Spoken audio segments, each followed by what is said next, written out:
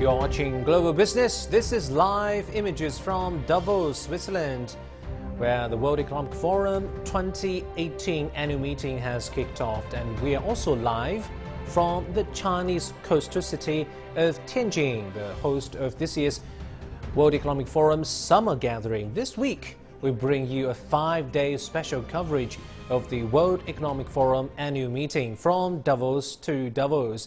It means from Winter Davos in Switzerland to Summer Davos in Tianjin, China. We follow the new and broader narratives to create a shared future. You can watch us either on TV or your mobile phone through CGTN app or our WeChat or our Facebook, Twitter or YouTube accounts. We'll start today's special series from our two reporters, both Chen Lei from Swiss town of Davos and Cui Huiao in Tianjin. And here from Beijing, I'm Zheng Junfeng. First, Chen Lei, I guess you have a very fulfilling day. What's the latest?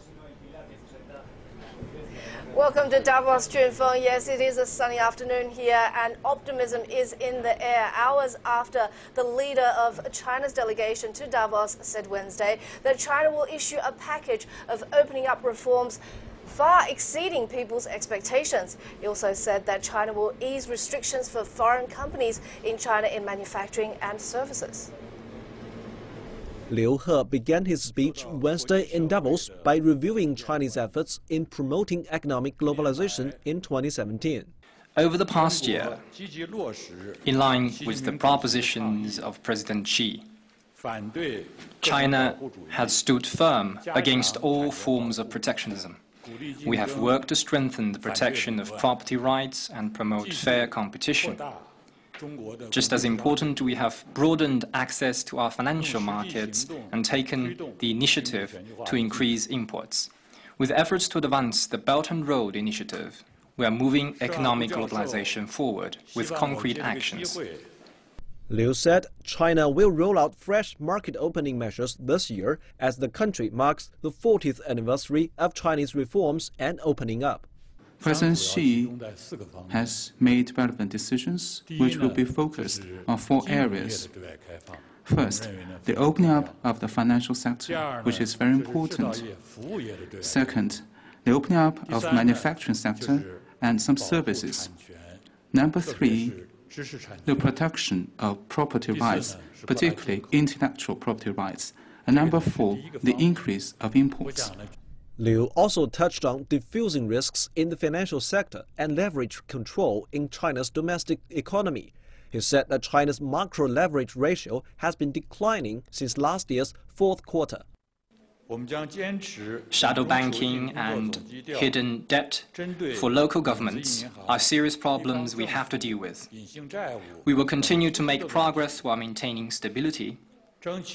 In about 3 years' time, we will strive to bring the overall leverage ratio under effective control, make the financial system more adaptable and better able to serve the real economy.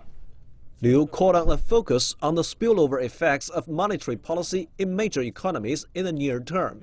He added that changes in the stock, bond, and commodity markets also should be closely watched. He suggested in the midterm to focus on improving productivity and deposit rate changes in the major economies. 明天 CGTN. For a breakdown of China's message at this year's World Economic Forum, let's welcome our very special guest, Nobel laureate, winning the prize in as an economist, Mr. Michael Spence. Thank you so much for joining us. So, we were talking about Liu He's speech in Davos. You've worked with him, you know him, you were at lunch with him. What message does it really send, and what's he like? Well, he's an enormously highly respected, very senior policymaker in China, and you can tell both among his Chinese colleagues and certainly among his friends and colleagues, whether they're in business or finance or government or an international institution, he just commands enormous respect. And so when he speaks, it comes across as coming with very high authority, and I think people were terribly pleased to hear about the directions he announced for Chinese reform. Yep. So you think that those specific measures will definitely be followed through, and this is the path of China's internationalization? It's certainly a part of it. I think, you know, expectations can get out of ahead of reality. I mean, this will happen over time. It's not an overnight thing where you just throw the whole thing open, because that's not good policy. And Liu He is responsible for the sort of long-term, you know, structural evolution of the economy, along with a lot of other people. And so I think the smart way to interpret what he said is we now know the direction, why it's important for the Chinese economy to move in this direction, to support the domestic growth engines, the innovation, the growing middle class, and so on. So I just think it was very well received, in part because it corresponds with what external, you know, experts think is part of the solution. So we've got, you know, Liu He with his speech, and then, you know, today being a very China-themed day. What other conversations are you hearing at this year's World Economic Forum? Well, you know, the global economy is in pretty good shape, so there's a kind of optimism. I think that what I heard so far among thoughtful people, including over lunch, is that, you know, this is a good time to get a whole lot of things done, because it may not last forever. So what are some... And there's some clouds on the horizon. I mean, the growth patterns, to use the Chinese term, are distinctly non-inclusive in many places now, and this could blow up. Socially and politically, it's already being, you know, facing challenges in many countries, and that will spill over into how countries interact with each other, because that kind of domestic development is not good for, you know, thoughtful, well-developed, forward-looking international relations as well. So it's not a gloomy picture, but it's not a time to be complacent.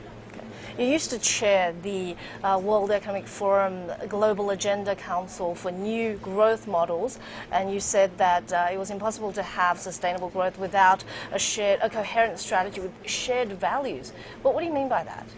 What I mean is that in order to deal with the inclusive, first of all, markets do not automatically produce inclusive results. Sometimes they do, sometimes they don't. It depends on the way the global economy is evolving, it depends on technological forces and so on. So you need an override. Now the question is, where does it come from? A lot of it comes from policy, but not only from policy, and it comes from multiple institutions, business, civil society organizations, the way communities function, and so on. And at the core of that is values and trust. And if you are missing some sense of shared values, or you're missing trust based on those things, it's very hard to act and deal with challenges of this magnitude. So I think that's where we are. Thoughtful, good people are trying to rebuild a sense of shared values and trust pretty much everywhere. I mean... Does it include Trump? Is due here tomorrow?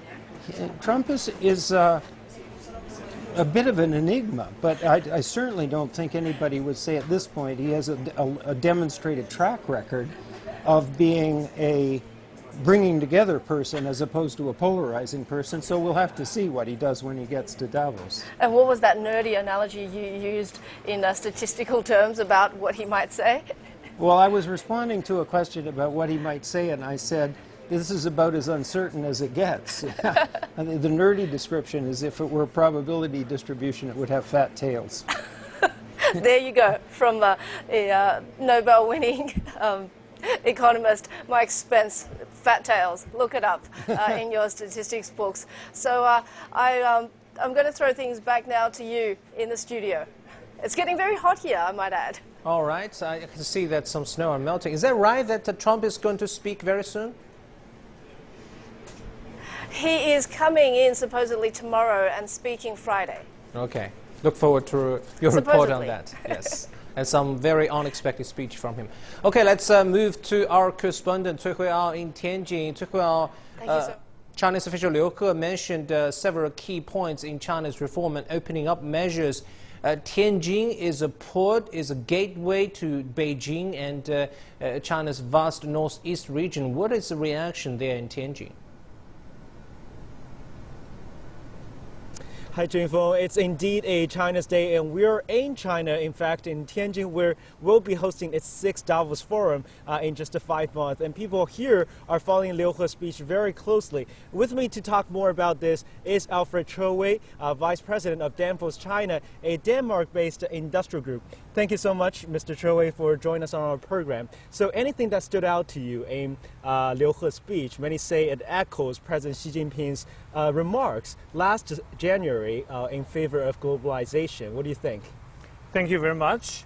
I'm very pleased to be here, standing in this icy side of Summer Davos in Tianjin. We have been hearing from Mr. Liu He's speech, and we have been particularly struck, of course, on the larger scheme of things, is a good continuation of President Xi's speech from last year, but we are particularly impressed by China's continued commitment to fight against pollution. Sure. Let's talk about your expertise, which is energy. You work for a Denmark-based industrial group that that is a world leader in climate energy, and you have a home office in Tianjin for 20 years. Do you think Tianjin is a green city or not?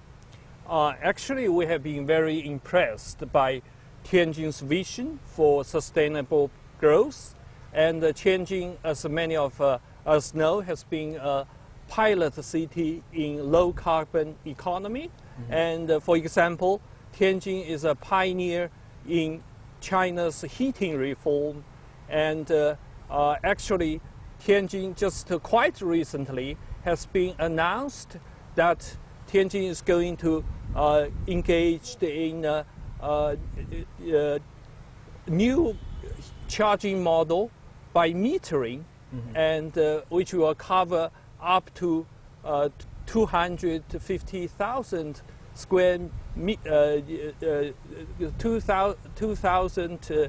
million square meters by 2020, which is a huge step forward in heating reform, further consolidating Tianjin's position as a leader in heating reform in China. Many people know that Tianjin is an economic hub, a transporting hub, a shipping center, gateway to Beijing, but you are saying that it's also pioneering in a heating reform. And earlier you told me that a lot of Danish companies have been investing in Tianjin, as many as 30 of them. What do you think is the attraction about Tianjin to them?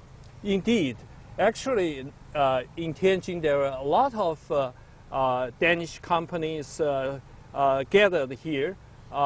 For instance, only in the district of Wuqing, which has become the home of 30 Danish companies, and many of them are low carbon and green business. And the reason is that the city has a lot of good environment, and also paying a lot of attention to green growth. And for many people in the West, it's hard to associate China with the word green development. How to change that image?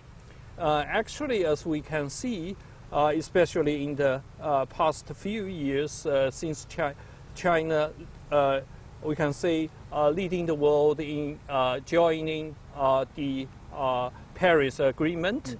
On the other hand, actually, U.S. Has just pulled out of the Paris Agreement. From the Paris Agreement, and China, in the past few years, has been really leading the international as an international leader in green growth. For instance, China now is the largest green bond market. For sure. And also carbon, the largest carbon market. So you can see the sort of China's commitment to decarbonization, and China is also a pioneer, want to play a more leading role in the actions to fight climate change. And this is all we have from here for now in Tianjin. Back to you, Junfeng. Thank you, Huiyao. I know it's even colder there in Tianjin than in Davos. And back to you, Chen Lei. I mean, yesterday, Indian Prime Minister Narendra Modi spoke as the first guest in Davos, opening speech, and he mentioned a lot, including globalization and free trade. And today, I know you have a special guest from Indian IT giant Infosys, so go ahead with that. Thanks a lot for that, Junfeng. Yes, aside from globalization, the second most mentioned word in Davos must be technology. So with me is a huge member of the huge player in that, in India's $160 billion IT industry, Mr. Ravi Kumar, president of Infosys. Thank you so much for coming on our show. So a year has passed since we last spoke. There seems to be a shrinking of headcount in the IT industry in India. Tell us about that. You know what? What's going to happen to the technology services space is it's going to move from a people to a people plus software business, because there's a huge embrace of AI and automation in our business. So the good news is technology like AI is going to take jobs of the past away, but create jobs of the future, and consumption of technology is going to be much more, because digital is going to scale in the next 1 decade. So in summary, you're going to have more jobs of the future, less jobs of the past, and therefore this is such a brilliant opportunity for companies like Infosys, who almost lead the tech services space. So do you think the education institutions are ready to produce the data scientists, the data engineers that we so desperately need right now? So this has always been the case of Infosys. Infosys hires people with the right aptitude and analytical skills, and we run a finishing school in different parts of the world, including India. We now do it in China as well. And our endeavor is to run a finishing school for a couple of weeks to a couple of months and create talent for the future. So that's been a model. The academic institutions give you talent required for the future, but not to the finishing line. You have to run the finishing line. So we've really geared up for that kind of a future, because what's going to happen in the next 1 decade or so is there's going to be a huge embrace of AI, there's going to be a huge embrace of digital, and digital is going to scale to the global 2,000 corporations. And as that happens, talent is the only constraint. Corporations like us who will win the battle are the ones who actually can get the talent right. India has a Startup India initiative that's been around for 2 years, and recently we see more companies signing up. But how far do you think we have to wait before we see the real, the breakthrough models, business models? Yeah, so India has a bunch of startup ecosystems, and a lot of them are related to platforms. In fact, China and India are very similar that way. The startup ecosystems are all about platforms. If you look at it's got the population.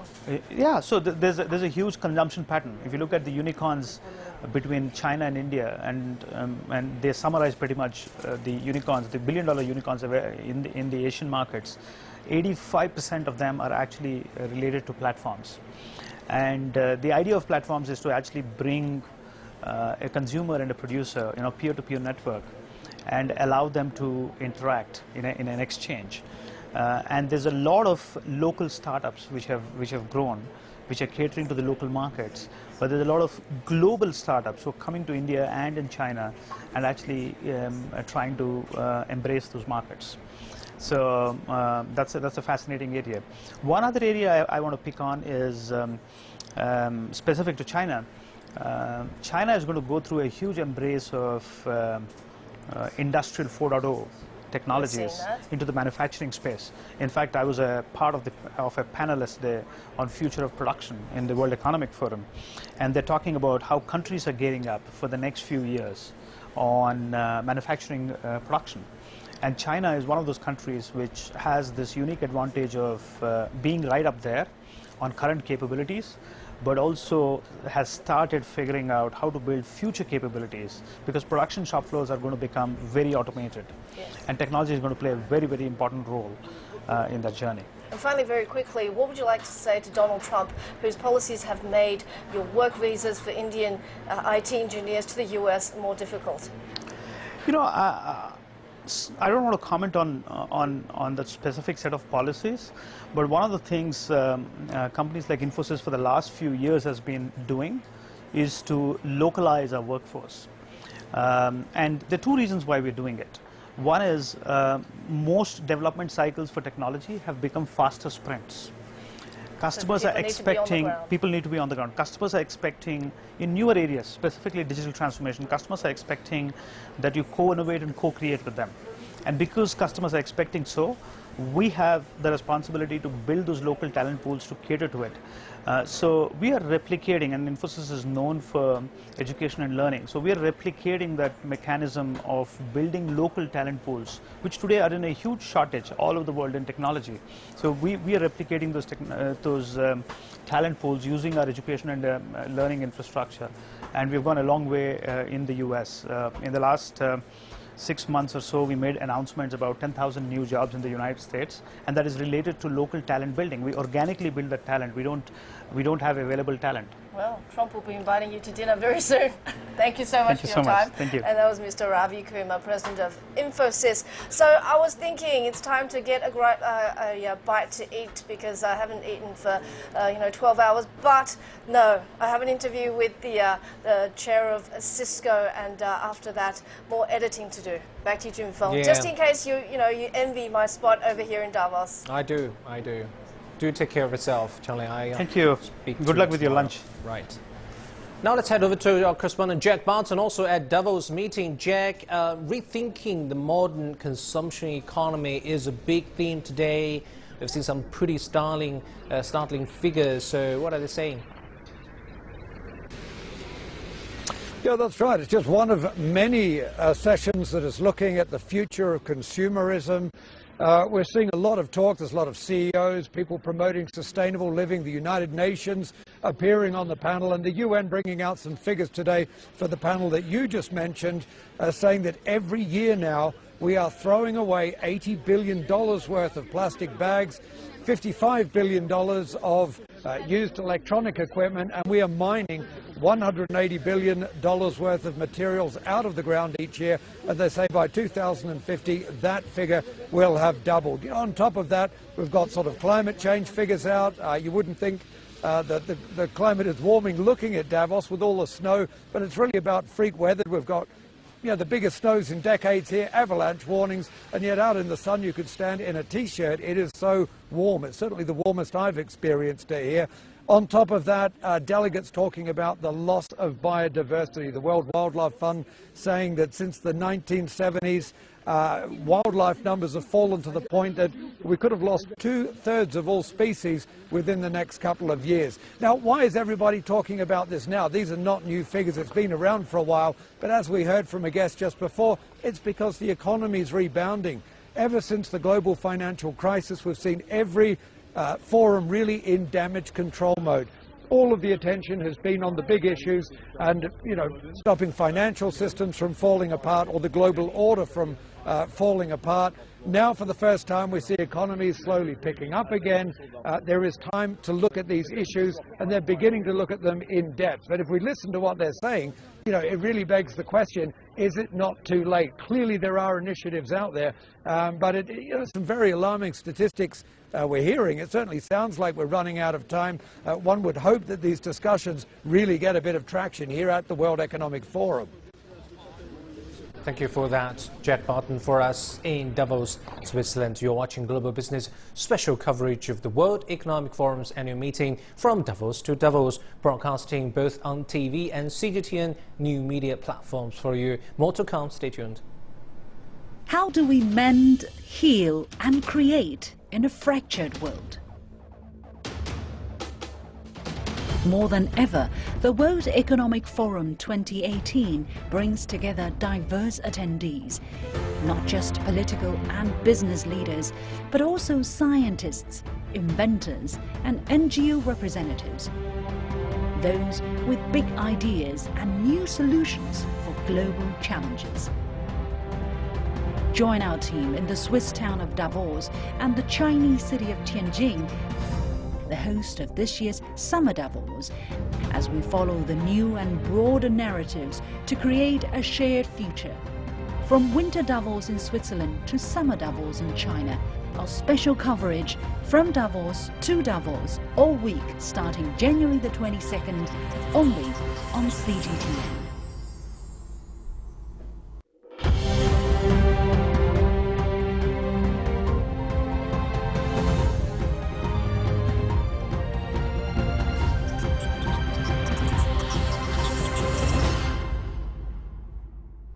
Welcome back. More on the World Economic Forum now. Many attendees say the good days to spur global economic growth by altering monetary policies have passed. They suggest that nations instead shift to new growth models by pushing for economic restructuring. China is leading the way in forging those new models. And they say the world is expecting China to step up its role in charting the course of economic restructuring in such areas as trade, finance and manufacturing. Take a listen. China always is surprising us on the positive side in terms of growth. I think it was good to have in the change of model from export and investment to more domestic consumption and to more services. This was a natural, I would say a natural result that you would have perhaps a deceleration of growth. So you really are having an adjustment, also an adjustment on the financial side. The regulators are controlling the growth of credit now. I feel quite comfortable that this recovery is sustainable at around those levels. Some Davos attendees say that globalization is partly responsible for the economic inequality in today's world. Alibaba Group founder Jack Ma is a beneficiary and firm supporter of an interconnected global economy. He said on the sidelines of Davos Forum that the world should embrace inclusive growth models to improve globalization rather than killing it prematurely. I think globalization did a fantastic job in the past 30 years. Enriched a lot of countries, but of course caused a lot of problems, right? Young people did not have opportunities, small business have not opportunities, developing countries were neglected. But it's only 30 years. It's a baby. It's a growth. You have to improve it. If you do not improve it, then you kill it. It's easy. And this is what I believe. The next generation of globalization should be inclusive, should create opportunities for young people to get involved. The first globalization in human history was controlled by few kings and emperors. Last 30 years, globalization was controlled by 60,000 big companies. If you're not among the big companies, if you're not in the big, powerful countries, you don't have a chance. The next 30 years, I bet, we will have 6 million or 16 million or 60 million companies get involved in globalization. Now, German Chancellor Angela Merkel is addressing the World Economic Forum. Let's take a listen. Years later, have to ask ourselves, when we have less and less people who have actually witnessed this time of the Second World War, we have to ask ourselves a very pertinent question. Have we actually learned the lessons of history? And I think we haven't really. This generation that was born after the Second World War will have to prove that we have truly learned the lessons. The lessons that we drew was at the foundation of the United Nations, a multilateral answer, an answer of cooperation. A quarter of a century later, we had the end of the Cold War. We had the Cold War, the splitting of the world in two blocks. But then this was overcome, and this opened up a new opportunity for multilateralism, for working together. And in 2008, 2009, there was a multilateral response to the global financial crisis, where the G20 was founded, where Argentina this year holds the presidency. And with that, we'll wrap up this edition of Global Business. I'm Zheng Jifeng in Beijing. The Point of Wisdom is coming up next. Bye for now.